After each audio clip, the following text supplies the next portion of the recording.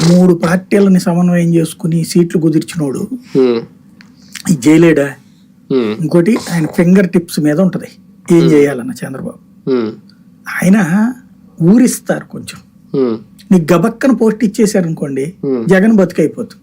ఇప్పుడు ఎవడో తెలియనటువంటి వాడిని పట్టుకొచ్చి సోన్సో కులమోడు కాబట్టి నువ్వు మేయర్ పో, సోన్సో కులం కాబట్టి నువ్వు డిప్యూటీ మేయర్ పో అన్నాడు. వాళ్ళు ఎవరికన్నా పార్టీ మీద కమిట్మెంట్ ఉందా?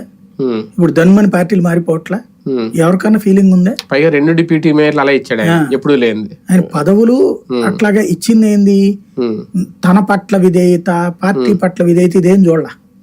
సో కుల సమీకరణాలు చూసాం, బీసీలు సో క్యాస్ట్ వాళ్ళకి చూడండి ఇది మనం నగరాలకు అది ఇచ్చాం, కమ్మకి ఇది ఇచ్చాం, కాపుకి ఇది ఇచ్చాం, రెడ్డికి ఇది ఇచ్చాం, ఇది ఎట్లా ఇవ్వండియా ఇట్లాగ లెక్కకేసుకొచ్చాడు.